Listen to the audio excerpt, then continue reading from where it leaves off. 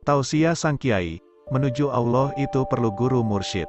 Bagi seorang yang mendapat tarikan hidayah, yang kemudian menyadari tujuan hidupnya, lantas ingin berjalan di jalan yang sesuai rel yang diridhoi Allah, tidak bisa tidak, membutuhkan seorang mursyid, guru pembimbing.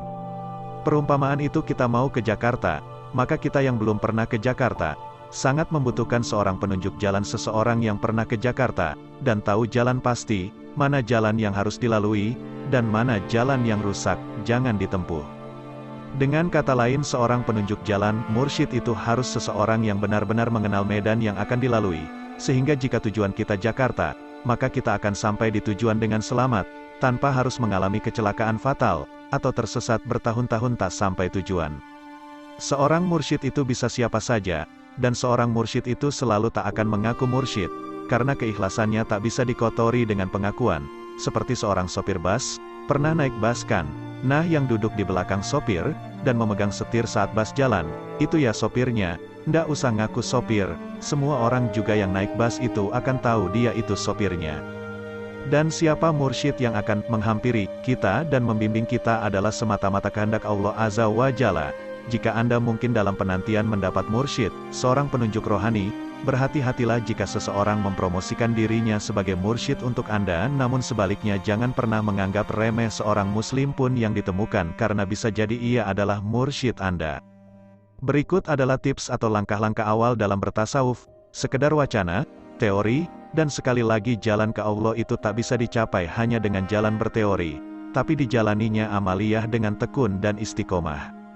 Bertauhidlah dengan cara menjadikan Allah Azza wa Jalla sebagai pihak pertama yang dikomunikasikan segala permasalahan, cobaan, kebutuhan dan keinginan kita, termasuk atas segala kenikmatan yang telah Allah Ta'ala berikan dalam bentuk bersyukur. Begitu pula kita komunikasikan kebutuhan dan keinginan bertasawuf kepada Allah Ta'ala. Teguhkan tujuan hidup kita adalah untuk sampai kepada Allah Azza wa Jalla, sedangkan surganya adalah keniscayaan, kepastian bagi mereka yang beriman kepada Allah dan berpegang teguh kepada agamanya. Adapun orang-orang yang beriman kepada Allah dan berpegang teguh kepada agamanya, niscaya Allah akan memasukkan mereka ke dalam rahmat yang besar darinya, surga, dan limpahan karunia-Nya, dan menunjuki mereka kepada jalan yang lurus, untuk sampai kepadanya. Qs An-Nisa 4:175.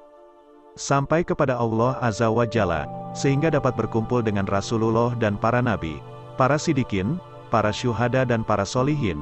Ikutilah jalan mereka yang termasuk orang-orang yang telah Allah Azza wa Jalla berikan nikmat, yaitu jalan orang-orang yang telah Engkau beri nikmat kepada mereka. Qs Al-Fatihah 1:7. Sidikin adalah orang-orang yang amat teguh kepercayaannya kepada kebenaran Rasul. Syuhada adalah orang-orang yang mati syahid. Solihin adalah orang-orang soleh atau muslim yang terbaik atau muslim yang ihsan. Muhsin, muslim yang dapat melihat Allah Ta'ala dengan hati keimanan atau muslim yang selalu yakin bahwa Allah Ta'ala melihat perbuatan. Allah Azza wa Jalla telah memberikan nikmat kepada mereka dan setelah mereka merasakan kematian, mereka hidup di sisi Allah Azza wa Jalla, sesuai dengan kehendak Allah menempatkan mereka dan mereka masih mendapatkan rezeki atau kehendaknya. Janganlah kamu mengira bahwa orang-orang yang gugur di jalan Allah, syuhada, itu mati. Bahkan mereka itu hidup di sisi Tuhannya dengan mendapat rezeki. Qs Ali Imran 3:169. Imam Al-Baihaqi telah membahas sepenggal kehidupan para nabi. Ia menyatakan dalam kitab Dalailun Nubuwah, para nabi hidup di sisi Tuhan mereka seperti para syuhada. Jadi tujuan kita bertasawuf karena Allah Ta'ala semata atau agar kita sampai kepada dan berkumpul dengan mereka yang telah menerima nikmat dari Allah Azza wa Jalla.